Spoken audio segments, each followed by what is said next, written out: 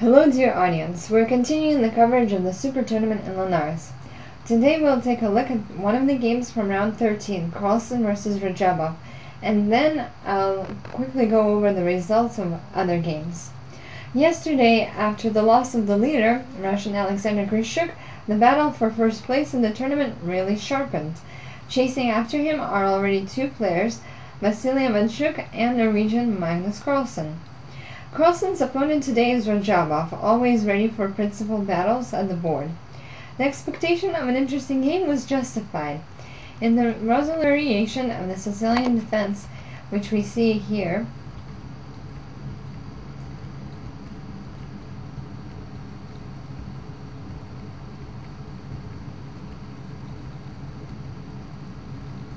Carlsen used an interesting novelty a3, as it was soon obvious with the sacrifice of a pawn and very sharp play on both sides of the board.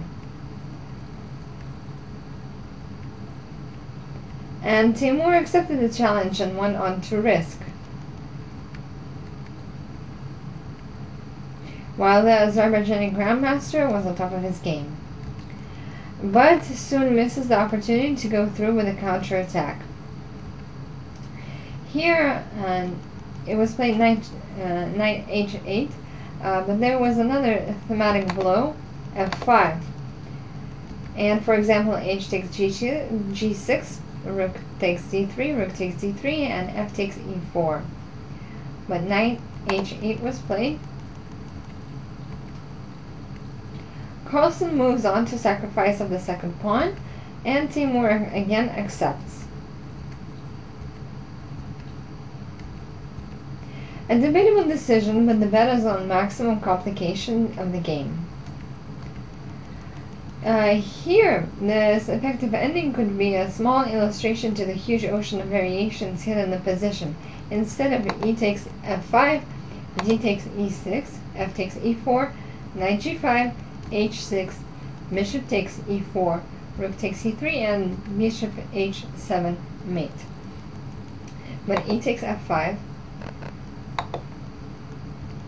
the black king is becoming quite uncomfortable. Magnus got a little distracted to win back the material, but kept the initiative. And here Magnus already did shift his attention to win the pawn a6, which was possible after the trade of knights.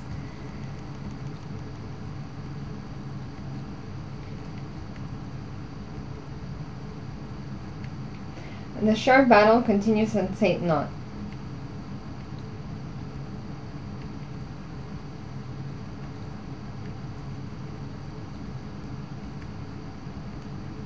And after St. Knot ended, black has a hard position where the slow knight has to fight the unfair battle with the rook.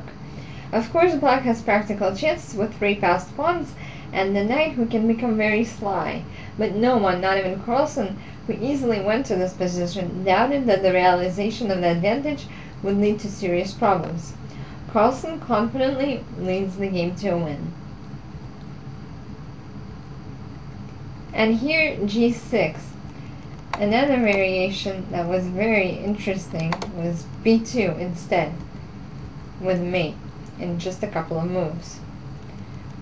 But g6,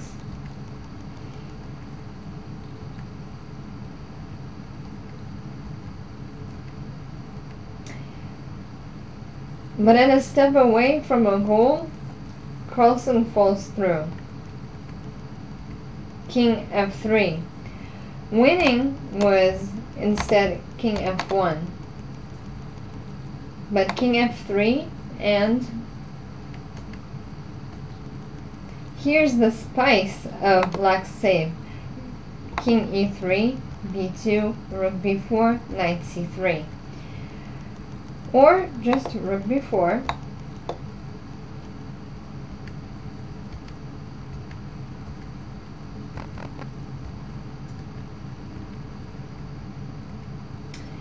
what a drama. Carlsen was very creative in leading the game. After sacrificing a couple of pawns and using all of the pieces, there was the sharpest of endgames, but the Norwegian evaluated correctly and held the win with both hands. But Radjabov, like the caged animal, he ran away, around, set traps, and held on till the opponent's mistake. So that was the most interesting game of the round today. Other games like Grishuk Anand ended in a draw. Wang Yu and Dominguez ended in a draw.